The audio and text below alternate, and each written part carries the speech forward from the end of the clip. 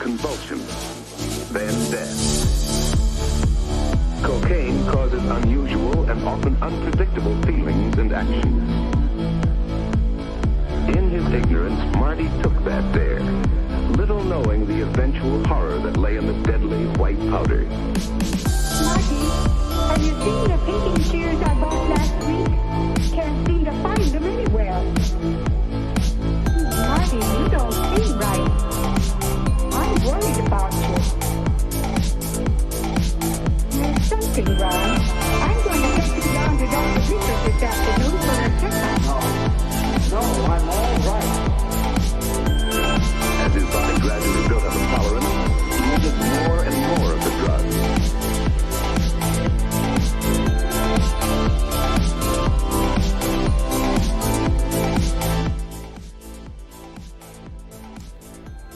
Oh my gosh, it sounds slow-mo. My God, I don't know what's going on. We're going to turn that off right now. Welcome, K.I.S.S Recovery 101, Bridge Sky.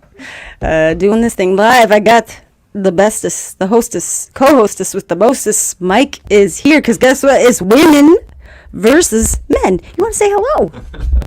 Hey everybody. I just noticed Bridgie posted on here. It's Mike Satchel. Oh. Spell correct. Yeah. Oh, I'll fix that later too. No worries. Sheesh. Well, there's one eyeball.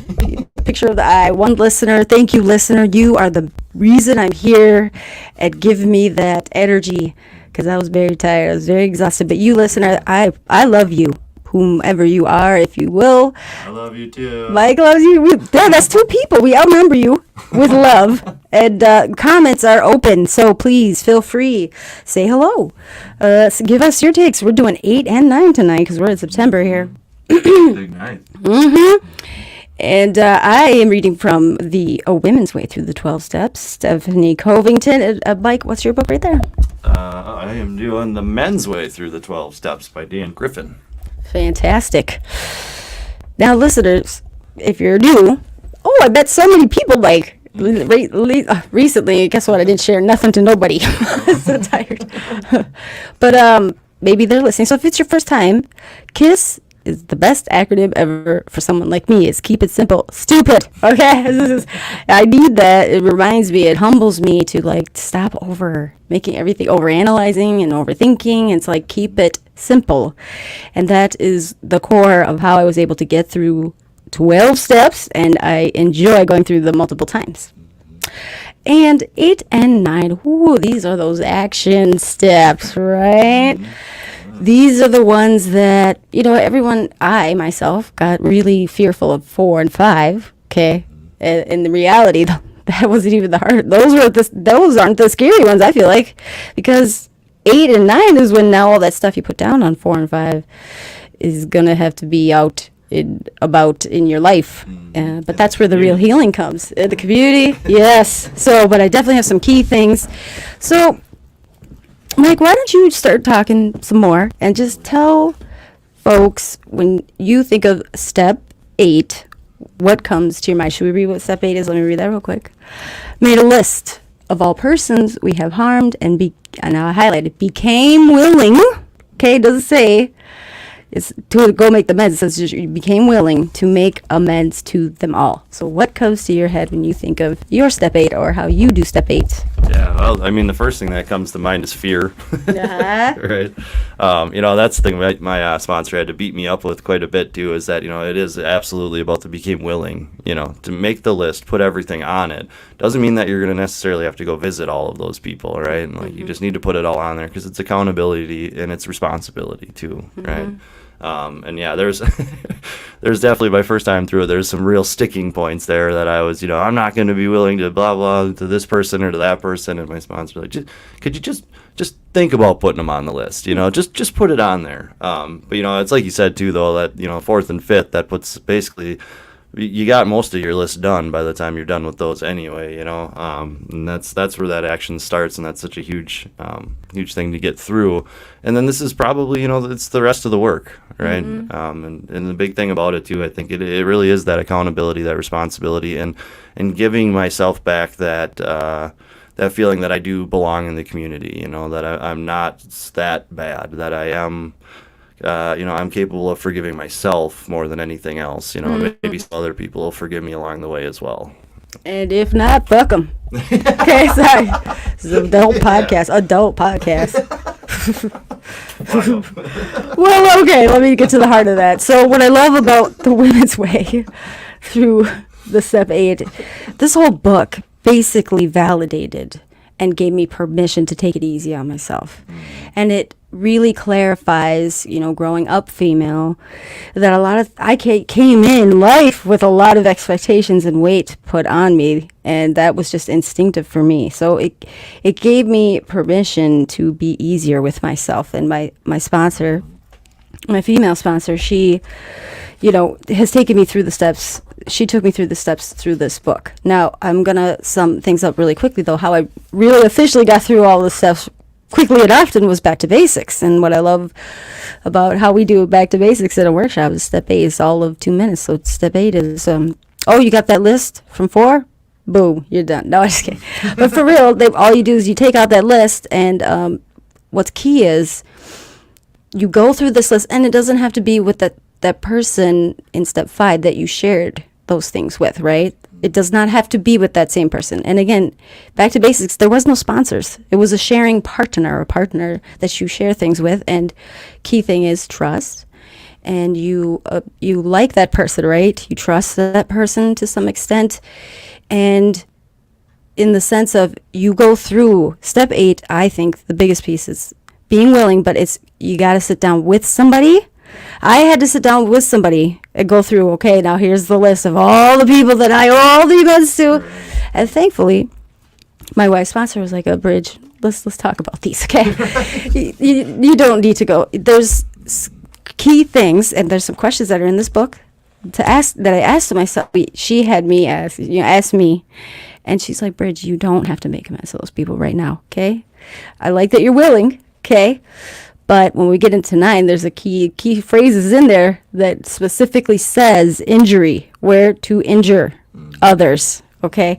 It's not a good idea. So amends to me, right away, I'm like, nobody's going to listen to my apologies anymore. They're done with the I'm sorries. But the best part about amends is it's the action that I take, right? And what's even more important is that I mean it to the best of my ability when I do it, right? Now, my amends over the years, I've actually taken amends that I've already did before, whether it be living amends or direct amends, indirect. I've done another amends. Why?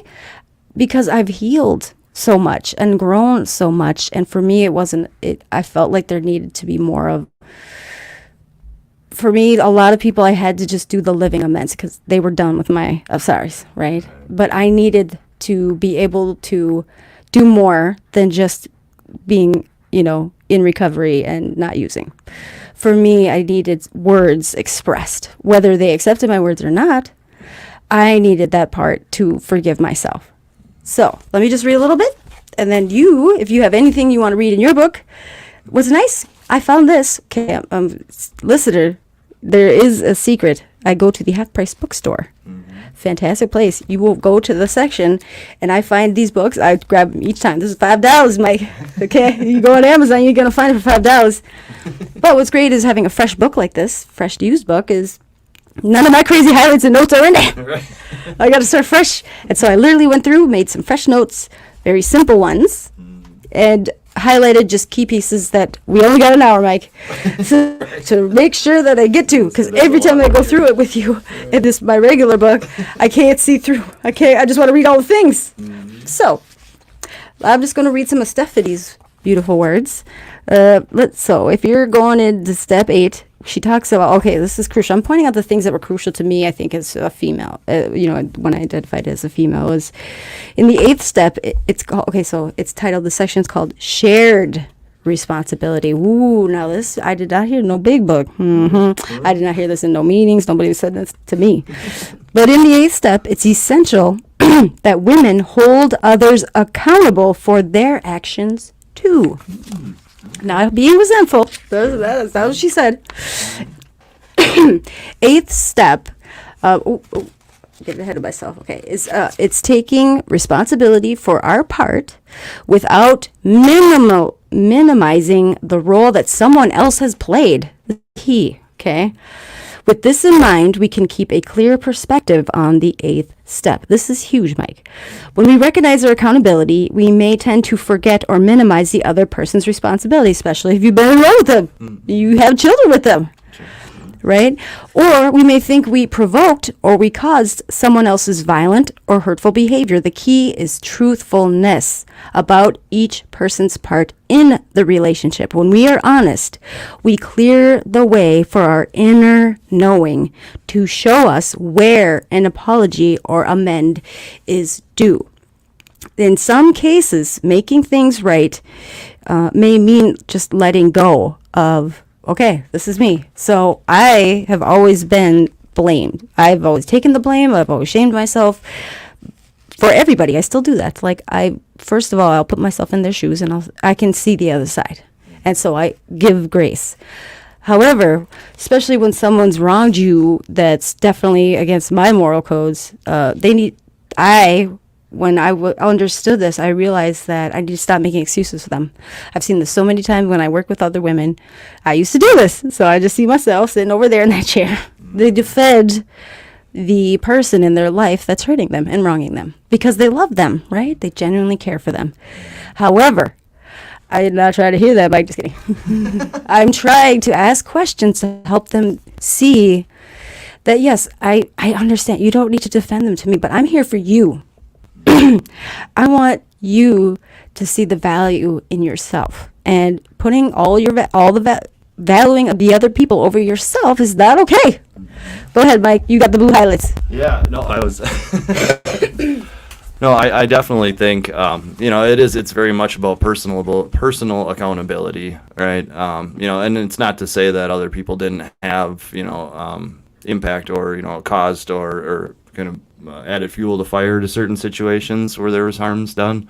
But I think too, it's as much as like you were saying early on as well. Like, I mean, if we're going around and just by words and saying, hey, I'm sorry for my part in this, but we throw the little ifs in there or the buts in there or whatnot. Huge right? no. Right. It's got to be from your heart and it's got to mean something more so for yourself too, though, right? Because like, that's the other thing I thought about too, especially early on in recovery. Like you were saying, I mean, my apologies didn't mean anything. My sorries, I'll never do it again. My lies, I don't blame anybody for not trusting me at that point. And then here I come home from treatment after 60 days, and I'm just this whole changed person and reformed. And I absolutely understand the skepticism there, right? I mean, I tried it a few times, and I let a lot of people down when I didn't stay the course. Well, and at the end of the day, I meant it. I'm never going to do this again. Like, I really believed that. Right. Yeah. I mean, it wasn't just a sales pitch, right? Like, you really wanted to be able to stick to your word, and you really wanted that to mean something. And unfortunately, like, we're humans, we're fallible, right?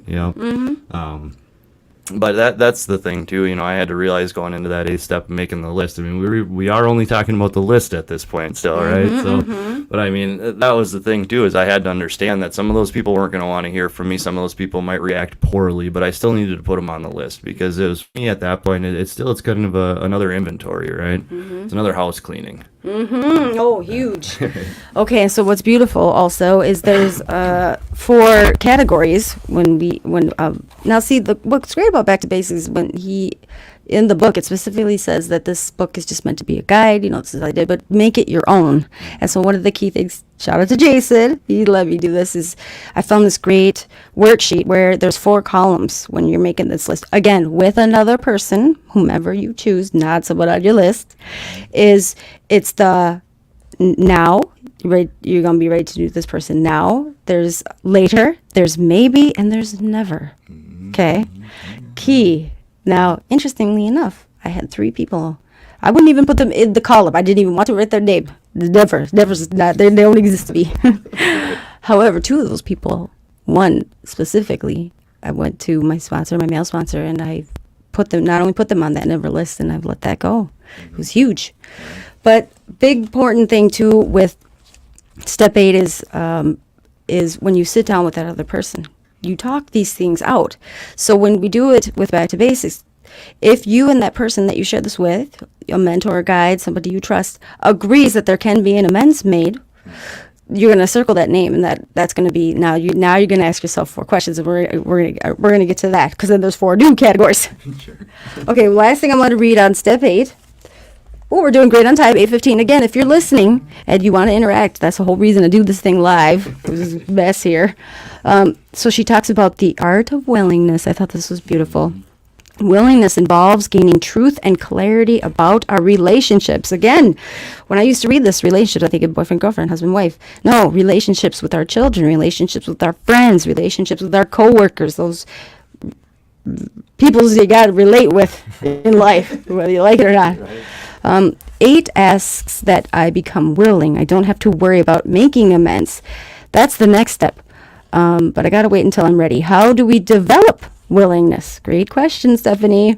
In step 8, we can look at each name on our list of amends and ask, what stands in my way of clearing out the negativity in this relationship? Okay, those are great roadblocks, barriers, whatever label you want to give them.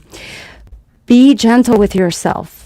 Take a step back and ask yourself some questions. If you aren't willing to make amends to a particular person, let it go for a time. Move ahead with the amends that you are willing to make, and be patient with yourself for the others. The time will come. In step 8, we keep an open mind, right? Honesty, open-mindedness, and willingness. The challenges we face in step 8 lead us to a deeper understanding of ourselves. And I think for me, the important part was to have these conversations with another human being to get the frick out of my head. Right. Okay, because I was beating myself up. Anything else you want to say on step 8? Yeah. So, and the Men's Way book too, they really do. They talk a lot about how this is about rebuilding relationships and rejoining the community, so to speak, and which is just society at large, right? The thing is, so like one of the blurbs in here, in step 8, you take responsibility for your actions past and present. The hope step 8 promises is this: by being willing to face the people that you've harmed, you gain the power to end the destructive cycle that has been eating away at all your relationships. And it follows up too, and it talks about the loneliness and the isolation of our shame and the way that we've treated people, and that how we we beat ourselves up over these things, right? Like we've talked about that before, where like I don't really worry about if people judge me anymore, because I'm certain I judge myself much harder than anybody else ever could, right? So true. But they take an excerpt out of the what Bill Wilson talked about in the pain of the addict's loneliness in the 12 steps and 12 traditions, and he says, almost without exception, alcoholics are tortured by loneliness. Even before our drinking got bad and people began to cut us off, nearly all of us suffered the feeling that we didn't quite belong. Either we were shy and dared not draw near others, or we were noisy good fellows, constantly craving attention and companionship, but never getting it, or at least to our way of thinking. Right. So I think this is another one of those, the steps where you put these things on paper. There's the accountability there, and it gives you more of that ability to start looking life in the eyes again, too, right? Like, you don't have to go to the grocery store and wonder if you're going to run into that person that you stole $50 from back in the day or whatever, because you got it on paper and you have a plan at that point, right? Definitely like what you're saying, though. Absolutely don't do your 8 and 9 on your own, right? I mean, our own best thinking is what got us into the trouble that we've been in, right? So bounce it off of somebody else for sure. Ooh, and that person you bounce it off of, let me put this out there too. If you initially liked that person, maybe they had something that you wanted, okay, maybe they're a person that's so wise and they just seem to really know the program, but when you start to really get to know this person, you really start to share yourself, and your instincts are off with this person. So maybe the response, or their answer, or what their perception of how they agree or disagree with you on this amends, if you don't agree, get the fuck up and walk out the door. And you don't owe them an explanation. I want to put that out there right now, okay? Because I know for myself, I had already had so many expectations of myself. I wanted to do what everyone told me to do. However, in reality, I think I conflicted with the 12 steps so much, because I could feel in my bones many times I did not align with what that person would say. I did the sponsor shuffle. Not gonna lie, now I didn't have a person standing in front of me saying it's okay to walk away instead of getting dumped. That wasn't good for me. But here's the thing. Or if you're, I would actually encourage you to go a step further. I mean, like I said, I'm giving you permission right now. If you don't agree with what they said, you're sharing some shit, you have every right to walk out and don't give them an explanation. But if you want to, you could definitely say, you know what, I'm not ready right now, or I'm not feeling this right now, whatever you need to say if you want to say something. But I would encourage you to say, well, why did you say that? Like, because right here, you got to share. I feel like it's important to share where you're coming from, okay? Because now where I sit today, I wish I would have said, well, I actually don't feel comfortable with this because of this, like, you don't know that this person did really awful things to me to such an extent that, like, I'm not going to get into my story, but I think it's important this is your opportunity for you, for healing, for growth. And if you already feel off with a person that, you're trying to make some huge steps, some huge changes for yourself, for your life that you want, it starts with advocating for yourself. And especially if that person gets defensive or that person's not going to listen to you, there are millions of us. I know, Mike, you are one. I'm one. That I could point you to many that will listen. And, for me, I think I spend most of my time just doing that, listening and just picking their brain and getting to know them. But if they're telling you have to do it this way, that's the only way that's called a God complex sponsor. Zip, fire them. Okay? And you can blame it on me. Say, you know what, though? Yeah, here, I'll put this out there right now. If you're uncomfortable at all with your sharing partner or sponsor, mentor, guide, coach, whatever, say, well, Bridge Sky told me that I could walk out right now, and I need to walk out right now. You go ahead and you give them my name, you give them my information, and I will have a discussion with them. Because those God complex sponsors fuck people up. I mean, they can send them to the grave, because I'm sorry, there's not just one way. It will never be like that. And this world today is not like it was 40 years ago. Steve. Just kidding. I actually have two Steves that I know. I'm not talking about either of you, by the way. Just throwing a name out there. Okay, ready to get into... Oh my gosh, I'm slacking on the sound effects. We forgot the best one. That's the K.I.S.S recovery sound. Okay, enough of that. Okay, it's on the loops. Okay, here we go. I'm already feeling fired up. We're not doing a hot seat tonight, but it feels hot in here. I'm sweating. Okay, but it's going to be hot because we're going to talk about step 9. Okay, I'm going to read what that is, and I'm going to let you take the mic. Start us, Mike. Here we go. Step 9, made direct amends to such people wherever possible, except when to do so would, underlined, injure them or others. Take it away, Mike. Yeah.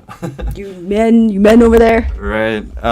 Yeah, so it's kind of kind of going off what you were just sharing too, Bridge, with the sponsors or people you're working with that you might not agree with as well. So like when I first worked through the first 7 steps with my sponsor out in California when I was out there for treatment, right? And then I came back and he very much encouraged me to find somebody here to start working with, right? Mm-hmm. So like I was still calling him and talking to him pretty regularly, but putting my list together and whatnot. And there was one gentleman that was here that I did ask, like, hey, will you sponsor me? And it was obviously kind of awkward because I'm like, hey, you want to start sponsoring me at the 8th step? The thing is too, like I was saying, I think that's the advantage about, getting to the point of helping, having a sponsor, having good advice on what to do and who to do those amends with if they've worked with you all the way through. Mm-hmm. Because then they got to hear your inventory, they got to know exactly what your whole story is, so they shouldn't be diminishing or, putting something off that really does matter to you, rather than just being dismissive, maybe having a different route to go about it or a different way to make those amends that's maybe not direct or whatnot. But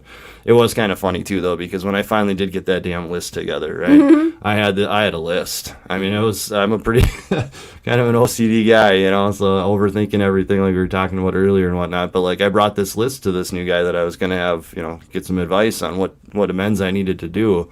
And I mean, I bet you it was 5 out of 6 items or people on there. You said, nope, you don't need to, nope, don't do that, nope. And I was, that was the only time we got together, because it was one of those where it was like, I mean, I get it. that, you know, he probably was only looking out for the best for me, but coming in that late in the game and not really knowing exactly what was all behind it. I mean, it was definitely objective advice on his behalf, but then again, you know, some of that stuff means more to us than to just say, well, write it down on a piece of paper and then not do a damn thing about it, right? So, I mean, I think for sure there's something to be said that, you know, if you find somebody that you can connect with real well and they understand and they know your whole story, by the time you get to those amends, then they should have a lot better idea of exactly what these characters are in your story and, you know, what place they belong in.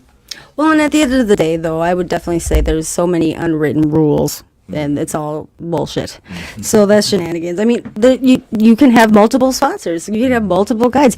You can share your inventory with multiple people. I did, too. I shared part of it with my sponsor and part of it accidentally with my therapist, but there was no need for me to go through that. And I'm grateful that my sponsor, Marcy, is the best, because she just listens, and that's all I needed was one person to hear me. I had not been heard. I was in that place of what's a child saying when they're seen not heard kind of thing. That was my whole life. Okay, I just owned that.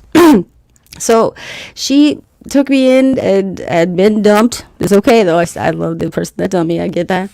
But I've taken many sponsees where they're at, all different steps. It's a challenge for me. I'm like, okay. Because what I do is I'll ask specific questions. I mean, honestly, I love the ones who are such a challenge when they won't talk, because that was me. Need to know basis. But mostly I was never looking for sympathy. Okay. And I also didn't want to explain myself. And so for someone to just listen and give me that space, and I'll tell you, Marcy's wonderful. Because she did that, it allowed me to share so much more than I was planning to share the first time around. But also, it's a great way, too, because just listening, I can gauge now kind of where they're at on their path, whatever path they're working, okay? Because I don't just work with the 12 steps. I work with many paths, great ones. Actually, I'm going to school because I really vibe with that more holistic vibe. Not that I'm against anything either, but I feel like for me, a lot of those things, a lot of struggles I went through was because the doctor gave me a prescription, they booed my ass on out the door, and they didn't really take the time, even my therapist, to really just get to know me. They wanted to give me the quick answer. Go for every problem, charge the insurance. Yep. And so if there was more moments, so that's what I'm working on is, you know, not that I'm saying holistic natural is the only way. Definitely not. Reducing harm is my way. But, yeah, okay, so step 9, here's one thing that stands out for me is Wally Patton, shout out, was like, no matter what, you must get consent. Okay, so if you're going to go, so there's 4 different kinds of amends that he talks about in Back to Basics. And everyone thinks that, I only thought that direct amends was the only way that that I was allowed to do that. Directly amending and apologizing. No. Guess what? There's indirect. There's living amends. That's the go-to. Yeah. Especially if you're so broken like I was and so damaged. It was more injurious to myself, my mental health, to be trying to go out and apologize to these people who had been like burying me in the ground, right? And especially my children, like, it took a long time for me to be able to look into their eyes, you know, and I wasn't ready I didn't feel valid, I didn't feel good enough, worthy enough for their love at that point, or even to begin to ask for amends for what I put them through. So I know that living amends was my go-to for a while, until I could really get clearer. It took me a long time, I'll be honest. But until I could feel some more like self-reflection and more satisfaction in my own work on myself, for myself. So Stephanie says, step 9 moves us into the present. Ooh, I love that. Okay, and then did I say the in-kind amends? So some a-hole, I'm sorry, they're just an a-hole the way they said it, but they had some truth to it. They're like, well, that's just indirect. It's actually, to me, I believe, and it's in Back to Basics, it's different in the sense of indirect can be like, you know, a letter, a text, an email. You're not directly standing face-to-face with this person. However, I think in-kind is for those special or unspecial, let's just say, different circumstances where the person's dead, okay? Or maybe they made a point to block your ass, you ain't finding them. They moved out the country or whatever, okay? There's circumstances, though, or maybe you did some shit, you don't remember who that was, so it is pretty bad. But there's the point of the amends is There got to be able to forgive yourself and let go of some stuff. So, but here's Stephanie. I'm just going to read one little section. Considering our motives. Ooh! Like, I had a couple people try to come with me in amends. They were full of shit. Right. I mean, I did not, deflect it at all. I was like, thank you for cleaning your side of the street, motherfucker. Get the fuck away from me. They did that for themselves in a selfish manner. It is for ourselves. But like you were saying earlier, like, if you don't mean it, like, if you're not ready, then that's okay to pause. Don't do it if you ain't ready or willing or even have half of the heart into it. Like, if you haven't processed it enough to genuinely mean it. There's a great thing I've read a couple podcasts ago called the bitch prayer. Woo! That works magic. It's in the big book. I forget, 89 or 88. It's similar, but it's, praying or meditating on that person that you hate, right? This person that you don't like, they did you so wrong. I wasn't willing yet. But just saying some words and just trying to get there, it really did work. So considering our motives, this is crucial though, okay? So there's definitely one person that comes to my mind. I'm like, do not come with me with that abyss. I've been hearing about you. I know where you're really at in your life. I don't want to hear your man. It's going to be hard I'm not going to say nothing. You sit with that, because I know you're full of shit. Everybody else around you, yeah, they've already been coming to me. Going to validate their bullshit. Okay, our amends are intended to clear away the wreckage of the past. Before we proceed with our amends, we need to consider carefully why we want to make amends to a particular person. Do you want to make amends because you owe an apology, or are you trying to control a difficult relationship by giving in or taking blame? Is your apology a way to gain acceptance or love from someone else? Are you hoping the other person will feel guilty or sympathetic or make an amends in return, right? Okay. And even if you are genuinely atoning for your behavior, take a deep look inside to see if you're hoping for a specific response. I would say if you are even any response, okay? Because that's not the point. From the other person. Hidden motives will affect the way you make amends and can add to that wreckage that you're hoping to remove. I know you got something to say. Yeah. I'll let you take the floor, and then I got some stuff to say. Okay. Yeah, real quick. I mean, I don't remember where it was in this book, but it was very clear in talking about that as well, is to, analyze your motives behind it. I think, I can't remember exactly where it was, but it's absolutely about, cleaning your side of the street, right? And that you can't have ulterior motives behind it, whether it's because you want to rekindle a relationship with an ex that ended poorly, or, if you want to try to get some job back, or, whatever it is. I mean, it really is just about amending what you had done wrong, right? And I like that for sure, that there's different ways to make those amends as well, right? I mean, for me, especially early on, there was a lot that was going to just be categorized as living amends, because, like I said, there's so much hurt and damage and wreckage and things that I had done that, like, it would have been really, really selfish for me to just come running out with this whole new outlook on life and say, hey, everybody, look at me, forgive me, I'm doing great, it would have been a little insensitive and a little, kind of thoughtless, so, but absolutely with those amends. And I think that's another one where, like we're talking about, find somebody you trust, find somebody that listens and that'll understand you and hear you for what you're saying, when you run through these amends that you want to make, or the ones that are on your mind, and maybe they will ask some of those critical questions that kind of make you look at a thing a little differently. Didn't even think of. Right. And they'll validate you. I mean, I felt so validated. I felt so heard.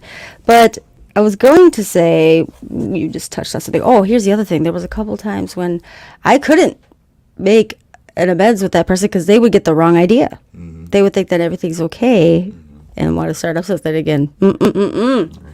Or I knew I wasn't ready because in that moment that they would be in a place, it would be too injurious to me at that time for me to hear them say, or even give a face of, see, I knew I was right.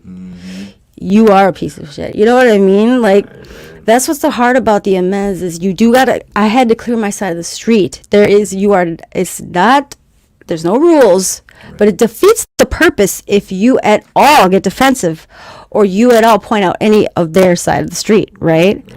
That defeats the whole purpose, okay?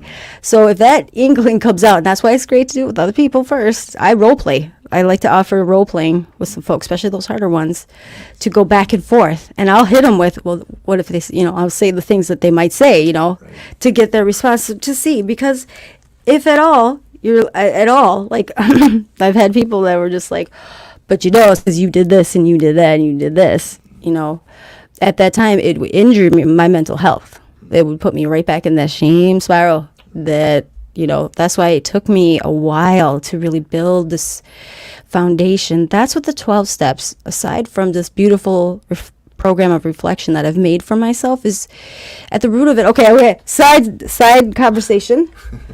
Mike, I went to this amazing event, Mobilize Recovery. Okay, fantastic. All pathways, all different journeys. These are all people that are trying to advocate.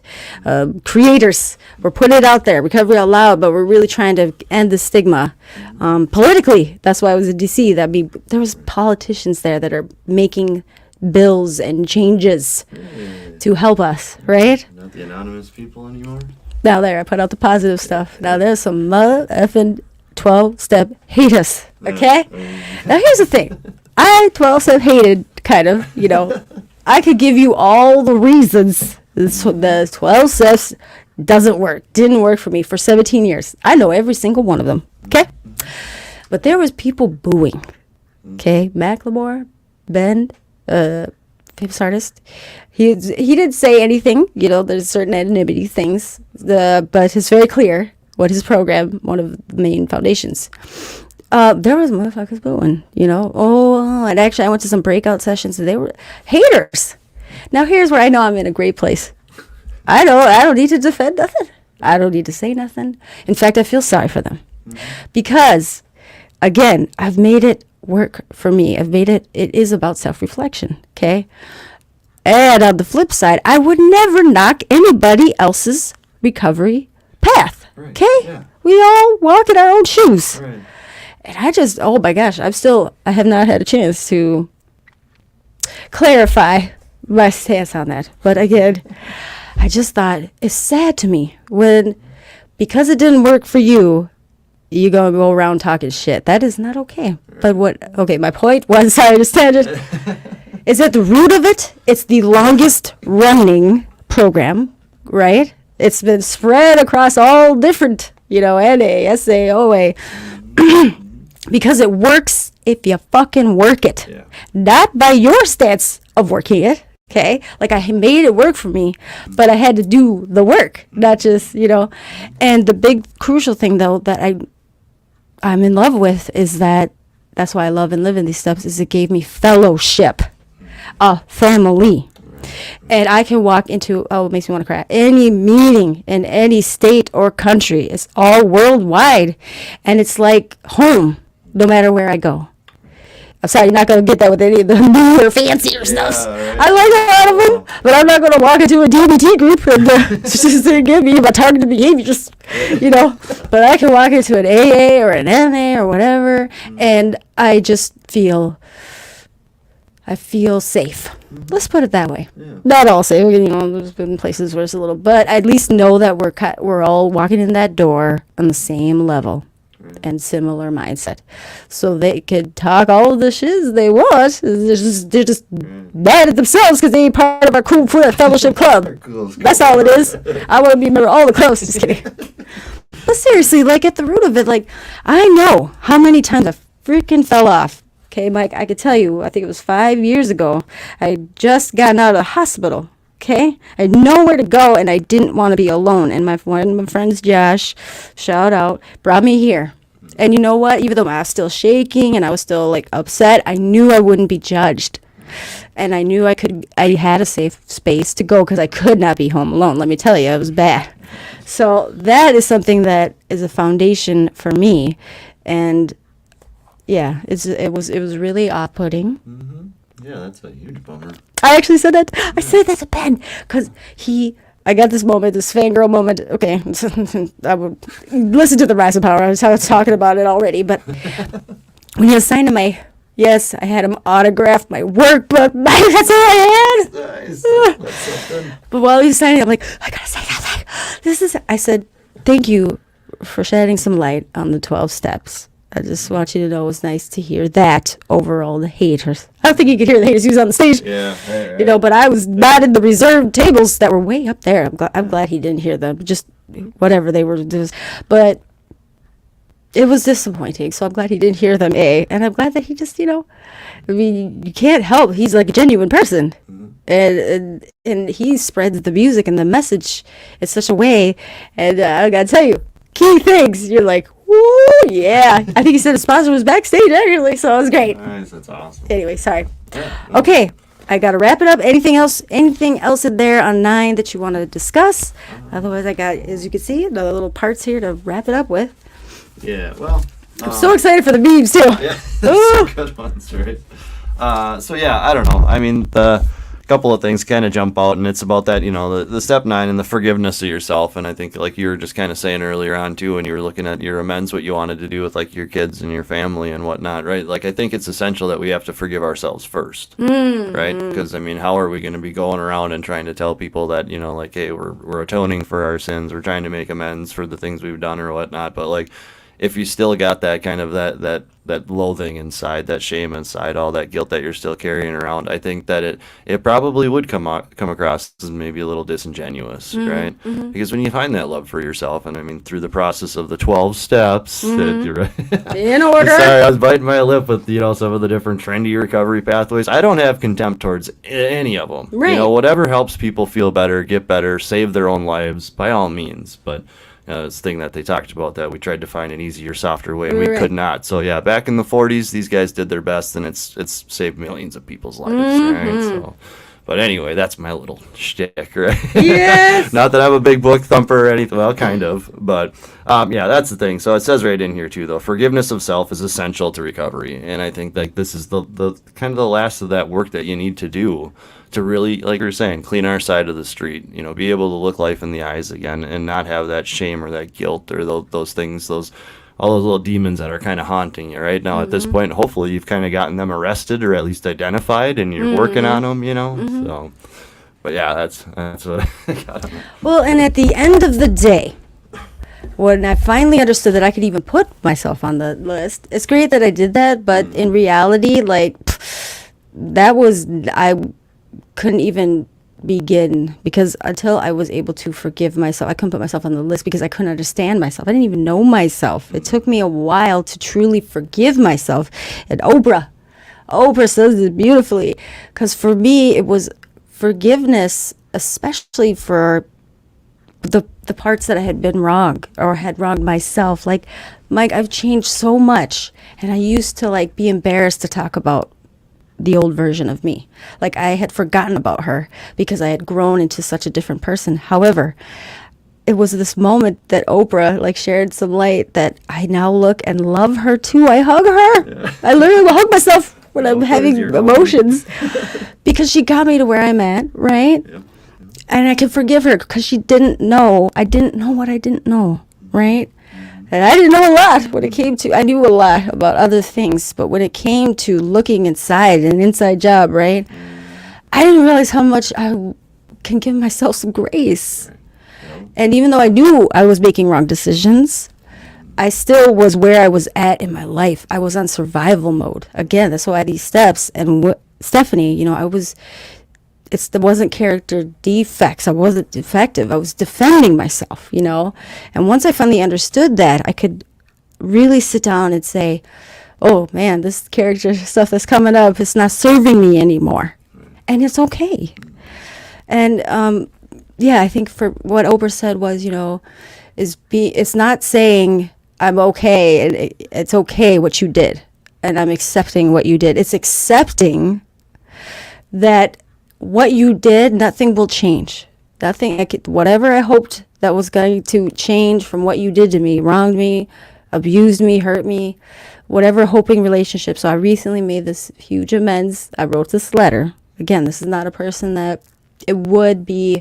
Now, here's the point of the letter that I wrote to my mom, my adopted mom, was she still walks through the earth. I feel like I've seen her a couple times. It's like a ghost. That's why I felt like, oh man, I better get this done. I need to take this next step. Second amends. But I'm ready. I've finally found that forgiveness. Yes, I hear the whole, they didn't know what they didn't know, and they only have this capacity. And I'll go around saying, like I had that forgiveness for the capacity that she just can't understand that deeper sense of whatever. But I had to understand what Oprah said, is forgive the hope that our relationship will be anything different, will ever be what I would love it to be. That just deeper connection that I have with so many women and people in these rooms. Like, I wanted that, because even though she didn't give birth to me, she raised me, right? She didn't kill me. She fed me.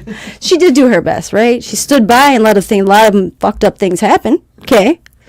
But at the end of the day, her higher power, the creator, those things will work themselves out the way they are. And I can look at her now and feel that, if she was anybody else, like they say in the book, look at that sick person as a sick friend. So, boom, take my mom, boom, take one of my friends, Lizzie, right? If Lizzie was that person, okay, I don't know Lizzie's past, I don't know what, really down in her core. Sure. I would give Lindsay so much more grace than I was giving my mom. So when I take someone that I love and put them in their shoes, that would allow me that healing that I needed. So if she walks out, I rock around into her, because I was even saying some stuff to my therapist. I'm like, I don't know if I could handle like pretending anymore. That's all I did with those people, was I put on the happy face. I said the things that they wanted to say. I stopped talking when they, got defensive, whatever. And I didn't know if I would be able to do that. Now I can say that I mean it. And that's the point of this amends, is you do it for you. You do it to the best of your ability, and you mean it to yourself. So, and that's the best part, is I make an amends once. Okay? That's a key, crucial thing. You make amends, you apologize once. There are so many people that I used to have in my life. They're not in my life no more, for good reason. Why? They'd bring shit up from the past. They'd want me to keep apologizing. They want me to, but really they were, now I realize, deflecting, But at the end of the day, you apologize once, especially with kids, especially with children, They are the ones definitely that I wrong the most, that I feel like I wrong the most. And if they ever throw it in my face, or, my daughter, she was very young then, and she's listened to a lot of other folks in her ears. But she would say things to poke at me, hurt me, whatever. But really, at the end of the day, she was deflecting from her own hurt and pain. It had nothing to do with me in present moment.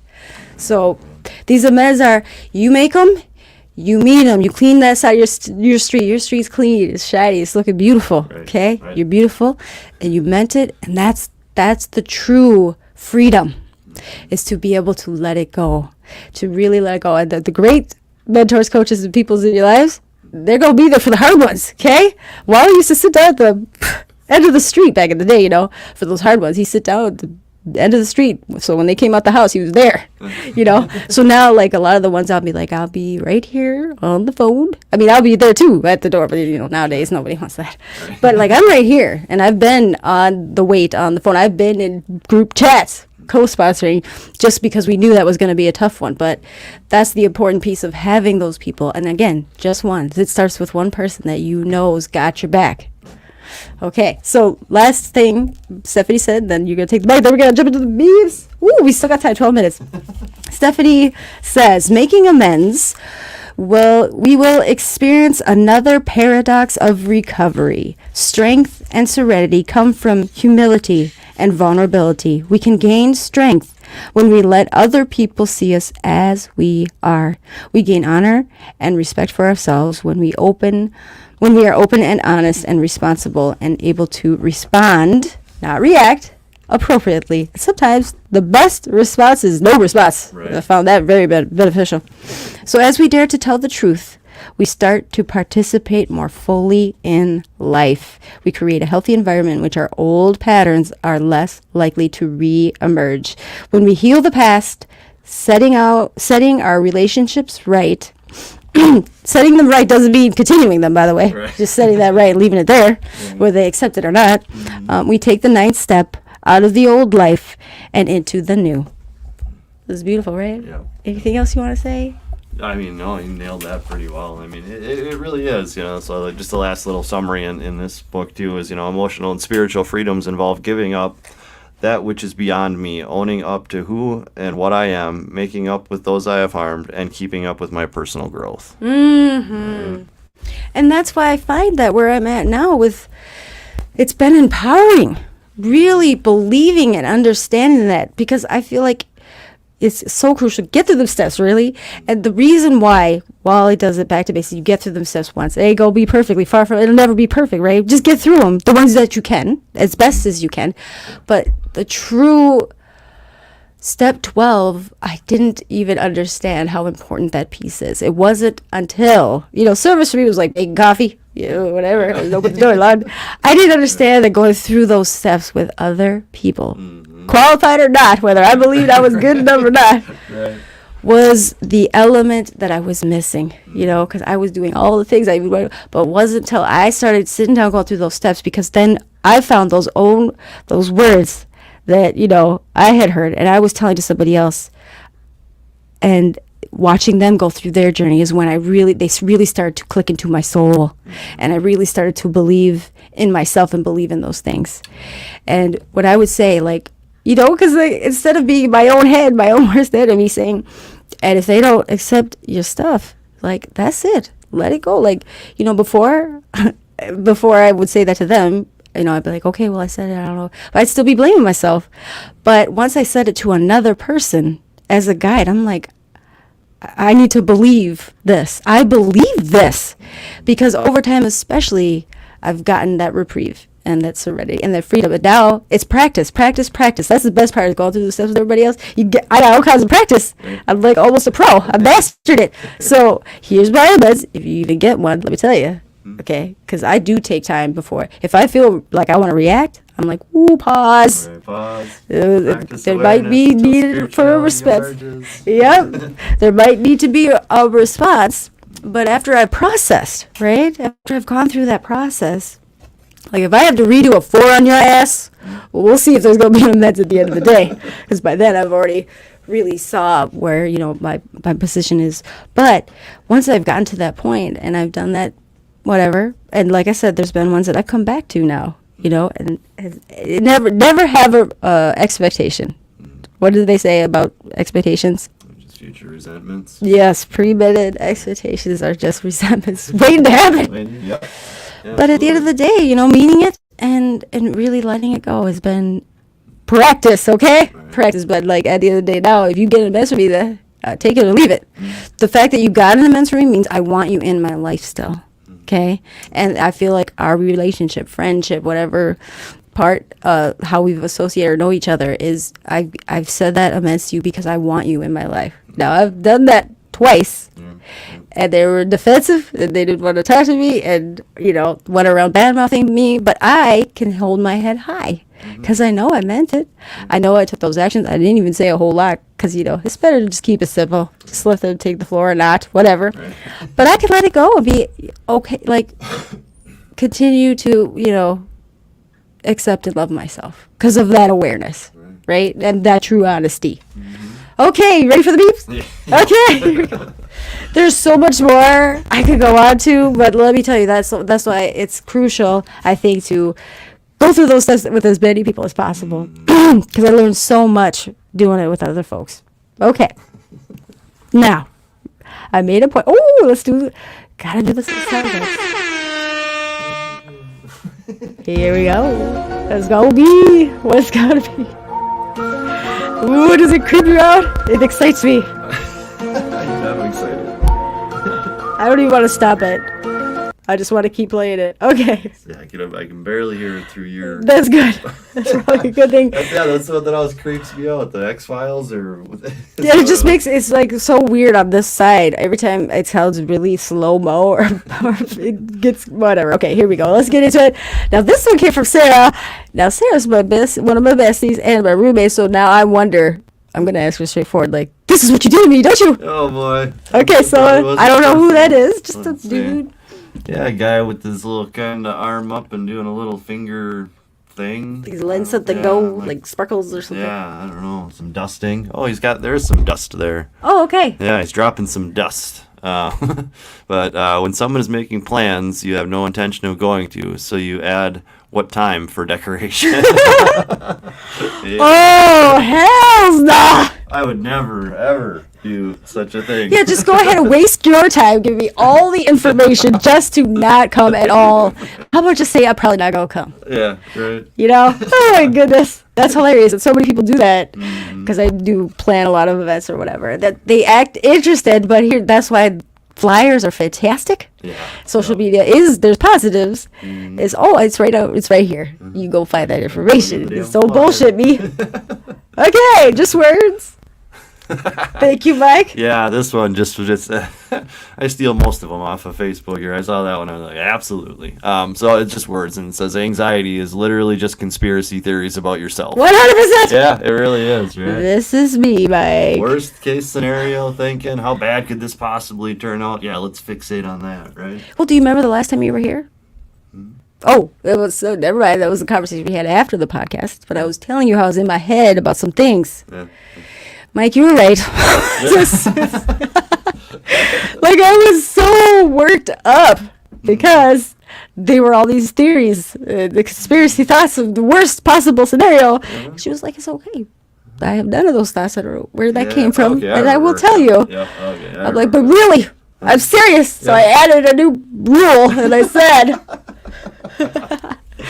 You mean it didn't go the worst possible way Nope, it could have? it was too freaking easy. It's weird how it almost never does it? Yes, well, I have my rule, hurt my feelings, I want to know the truth. And then I said, no, and it's some sprinkles on it. Put a little dust on there. I'm serious, though.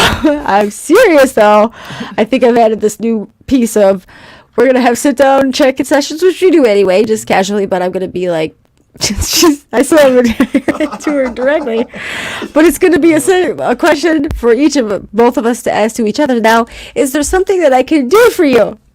Okay, now it sounds weird, Just leave but the here's door open. the doors open now. Is there anything you'd like me to do? So it's a positive element to you fuck this up. I need you to do more of this. I Okay. mean, that's how I'm going to take it, but it's going to be in a positive way. Sure. You know, like for me, just, I'd appreciate it if you could clean up the dog shit a little more. This is a pretty, especially when it rains and now it's mushy, nobody could pick it up. Like, it'd just been better if you picked it up before you left. You gotta get a clean Would you sweep do that before for the me? snow falls. Yeah, I'm gonna make sure to start it with something that's a little like a nudge, Yeah. so that hopefully she'll be riled up and be like, "Oh well, yeah, I'd appreciate it if you get done with your fucking laundry in just half an hour." It's roommate stuff. But Right. okay, I was sorry. gonna say, not that women are stereotypical about not saying what's on their mind anyway. Yeah, read my right? mind. Right? Read my Yeah. mind. Yep.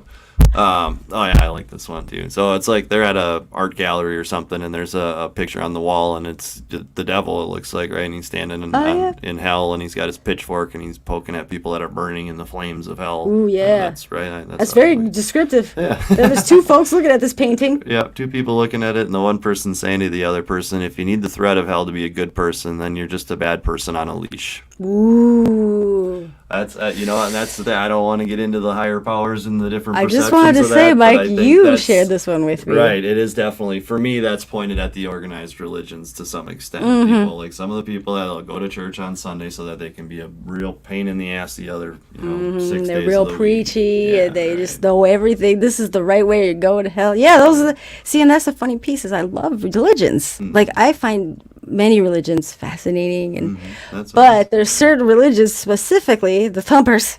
yeah. Those are the ones that don't know shit. Because at the reality of it, if you have your belief system and your religion, you don't need to go around preaching it to nobody. No. They will find you. And you don't need to be hating on nobody. That's the thing. I mean, whatever religion it is, just be kind. Look out for other people. Be a decent Understanding. human being. If you're only being good because you're worried about what the afterlife is going to have in store for you, then what's your real motives there? Right? Right. Like, you're not really being yourself. Or And let's be real. Your higher power, it's a higher power. It's not human, okay? right. They know what's in your soul. You a shitty person, you a shitty person. So nothing you say or do is gonna change nothing. Yeah. Okay. It's a nice little circle. Looks like, I don't know, what would you call that? Willow tree? Yeah. Magic things. They kind of look like those, like the tall grass, like the wheat Yeah. deals or whatever. Weaved in thing. What does it say? Let's see. People don't want to be talked out of their feelings. People want to be heard, seen, felt, and understood. Oh, absolutely, yeah.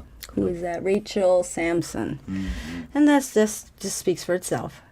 I love this one, Mike. That's for you. It's great. I've shared this one a couple of times. We are very aligned. Oh yeah, it's absolutely so. It's a cute little, little heart. Yeah, a little cartoon, and there's a heart, and there's a brain there, and like on to the left of the heart is a pile of rocks or bowl. I don't know. A cute little bird. Yeah, a little bird, and there are all these little good things, and then to the rocks all say good on them. Yeah, they all say good on them, and then the brain's got a magnifying glass looking at a little rock that says bad on it. And yeah, not paying attention. It's the heart yelling to the brain, saying, "Brain, look!" And he's pointing at all the good, and the brain is over there saying, "Not now! Can't you see I'm busy?" Staring at the one bad, analyzing the bad. Rock. Yeah. Oh, that's spot on. Yep. You know. Yep, absolutely. Oh, here we go. This is beautiful. This is beautiful. Yep. Oh, I've done this before, and then I have to pause and to play Check it back. But yourself. yeah, it just says, "I'll overthink my ass right into an attitude." Right into a fucking attitude. Oh my gosh. I don't even have to say nothing. You can just see it on my face. That I'm in my head. I'm in my head. Yep. 3 more. Ooh, this is my favorite. Oh yeah, I like this one. So there's it's like a figure, a person meditating, kind of with the legs crossed there, and there's levitating like a branch, kind of a circle around him there. And it says, ego says, once everything falls into place, I'll find peace.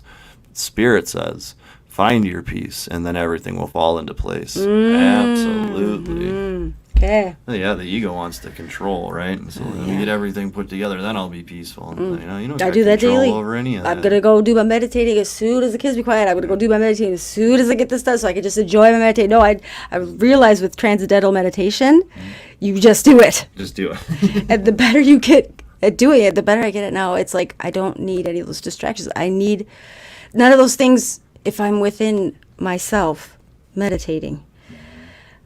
That's how I find that inner peace. It doesn't have to be this beautiful, serene place. And now I'm in a closet. Go find a waterfall. Whatever it is, Fiji I or have a something, car. yeah. I could go in my car, but just taking those 20 minutes twice a day intentionally to transcend and meditate has saved me from myself recently. Okay. There's a ugly looking dog. Got his teeth. It's awesome. So yeah, I don't know what kind of dog It's it not is. ugly. It's just kind of ugly. disturbing. Yeah, he's got the big bulging eyes, and he's got like the goofy smile. Goofy smile. Right when they like pull their upper lip back, and you can see their little teeth. It just looks awkward. But Awkward. yeah. It's and the caption it says, when someone is crying and you don't know what to do, and then the dog's saying, "You want water?" It's so me. Like, yeah. It's so true. Right. Like, I'm just gonna listen. Can I get you anything? It's like, oh man, especially when it catches me off guard. Especially when someone close to me who's a lot like me and I don't shed many tears. Like, you'll hear the emotion in my voice. I'll even say I'm being emotional, but actual crying, then I'm like, oh, hi, oh, stop, get your shit together. This is your time. What's going on?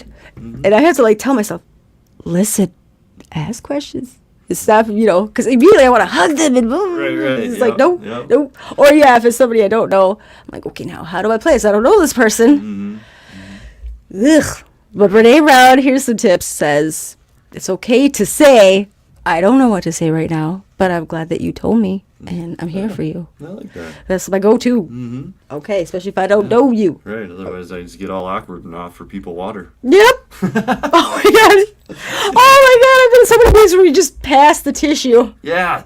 That's I hated that. I'm like, I don't want the fucking tissue. I think we've talked You about see that tears? on here No. too. It's a very conflicting response that I actually got from a counselor when I was in Hazelden way back when, and I was actually bawling about something, and somebody in that little group went to hand me Kleenex, and she blocked them and said, "No, we don't do that." Because, What? Yeah. Well, what she said is the way that her opinion on it is that by handing somebody who's crying Kleenex is basically letting them know that you're uncomfortable that they're crying and you'd like them to stop. That's bullshit. Right? I was like, Psycho. No. I'm like, I got freaking snot running out of my nose. Like, I can make a Kleenex, please. I'm sorry. There's so many times now where I'm like, where's the fucking tissues? Right. I actually carry one of those mini packs now. Because at the end of the day, I was that person that I would I don't need it, you know, because you could hear the emotion, but tears don't come out. It's very rare. Yeah. But when the tears come out, I want a damn Kleenex. Right. But she's psycho because, like, I mean, sorry, to be judgmental. But that sounds really like she's overthinking the shit out of stuff. Right. Yeah. And, like, it's good to just offer. They don't have to take it. Right, yeah, it's not Crazy like somebody lady. trying to hit me in the head with the box of Take the tissue. thing. They were like trying to slide it across the table, and she was like, "Rrr." And I mean, like, even just the fact that like she's like, Where is this? I want a name. Hazelden. It was in treatment, inpatient. Okay, well, after we're done recording, Yeah, it's all. I'm curious. Very, very anonymous. if that's still going on, because okay, just words. Okay. All right. Seek out strong women to befriend, to align yourself with, to learn from, to collaborate with, to be inspired by, to support and rise with. Adjust each other's crowns. Who you surround yourself with matters. Absolutely. Yeah. I love that line of just adjust each other's crowns. Look out for each other. It's not a fucking competition, you know? And I say it goes for men and women, but, you know, women have a tendency to be it's in our roots, scientifically, you know? But at the end of the day, especially at Mobilized Recovery, there was a lot of strong, funny, beautiful ladies, and instinctively, my caveman instincts would be like, well, what does she got tonight? Oh, God. She's pretty fucking amazing. But it took me all of 2 seconds to be like, okay, I got to get to know her. You know, because she has that glow. She has that vibe. And the fact that that's someone that I want in my group, you know? Because there's something about her that, like, just, well, whatever, instinctively, I'm like, ooh, she's better than me. Right. Then I'm like, she's not better. We're here for the same thing. Right. It's a good thing. Yeah. Okay, You last gotta one. remember to compare is to despair. Right? That's the thing. Yeah, or what is it? The joy one. I just found out something yesterday that some guy had Ooh. said to an ex of mine to try to make himself look better and talking poorly of me, and I was just, you know, I was like, Oh. yeah, why? You Gossiping? know, why bother with it, you know? So, I Well- don't know. My sponsor told me I'm supposed to pray for him for like 2 weeks straight or something. I'm like, I don't know. I'm gonna try to call him again, I think, first. There's a lot of those folks running around. Right. Casting shade around. I don't need just, I have a But hard you time should understanding be flattered because anymore. at the end of the day, that person obviously feels insecure to you or threatened by you. Yeah. I don't And know. if your ex is a person of substance that you know knows is above that, but if they're in a negative place with you and they want to believe those negative things, they're going to go along with it. But so I can tell you right now, I have one. I can say it. He's the father of my 2 youngest children. He has had my back. I mean, for the most part. I'm not looking fucking La La Land, okay?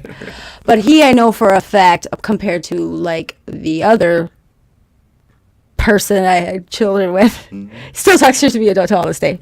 But to me, I'm just like, look at, you can't see it, but brushing it off my shoulder. Right. Because I know that's just a reflection on him. And anyone who's running to that and going with that, like my in-laws or whatever, the girlfriend, whatever, that's because that's what they're seeking. Right. But at the end of the day, I know it's not true. Yeah. And my 2 youngest dad, he doesn't do that. In fact, he's one of those people that will defend. If you're a good person, he will defend. It's very annoying, actually, because he sees the good in a lot of people that I feel like don't have his back, you know. But yeah, but to the people, I'm like kind of flattered. Yeah. That I hear they're talking shit. I'm like, oh, it's so sad for them. That's the They coolest now thing. they just look like a jerk. Right.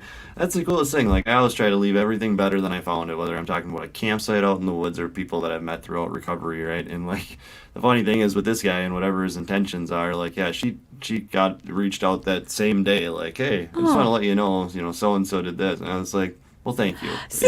Oh, I like her. Yeah, I know. See, that's a good one. Yeah. Okay. And yeah, like that was cool. That shit. And see, I like my people that will let me know the shit talking's going on. You know, see, I'm so out of La La Land, fake book. It takes me a while to even know things are going on. But it really, even people that I didn't think would have my back, I remember there was a comment. He actually stuck up, like he didn't stick up for me.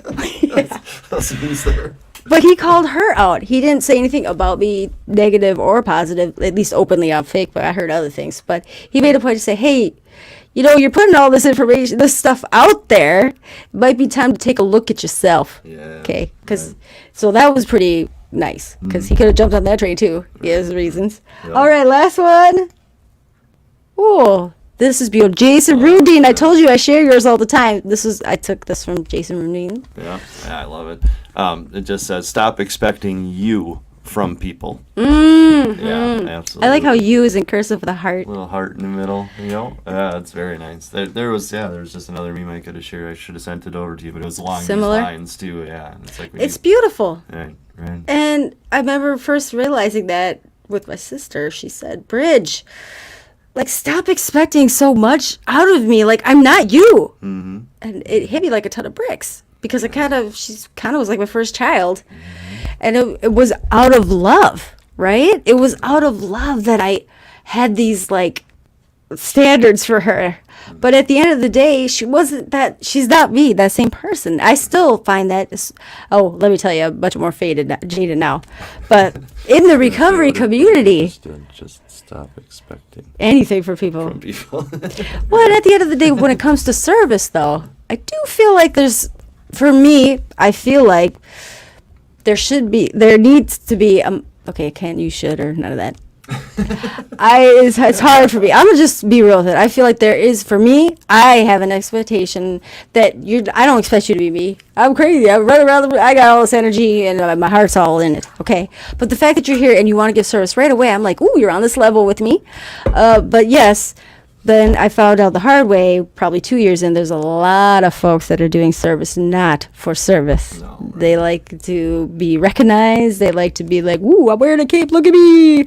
And it comes out eventually, but at the root of things, it was all a show. Right. That's why I like to be a vigilante. A vigilante for service. So, all right, Mike, thank you so much for joining me. Yeah, you're welcome. I'm happy to be here. Let's try to be in line for step 10 next month. Yes, you give me a date. My chapter read. Yes, and now I feel like it's good to break down these last ones because the holidays hit right at the end of the year, and that's when it's going to be. We need to spend a whole hour on those. Okay, I love you guys. I hope you have a great rest of your week. Mike, any final last things?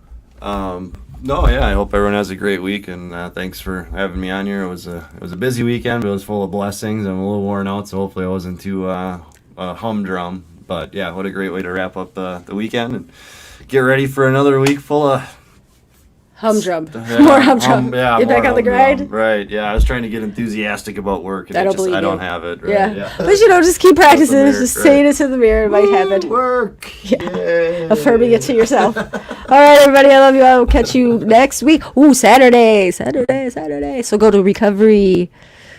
Day of Service. recoverydayofservice.org. Find my event. It is just for service. I'm attracting you folks. Come 4 o'clock, free, fun recovery. But I have a 2 o'clock. So if you RSVP, there'll be a 2 o'clock secret. It's not really secret because I keep putting it out there. But carrying the message, I'm opening out my hand. I'm welcoming anyone that would like to build a family, a circle, a tribe of folks that got your back. Okay, I shared all the links. I'm sorry to share nothing. I'm sure most of you will be hearing this tomorrow, but you listener that's listening, I love you. Have a good day. And finding the music. Oh, I'm so hot. Ooh, I hope it was stinking. I didn't even shower this morning. Oh, I just said that. Yeah. Okay, I want the name of that lady from Hazelden too, by the way. Oh, I don't remember her name. That was way back. I wonder if she's still there, though. Do you remember her face? We look up her picture.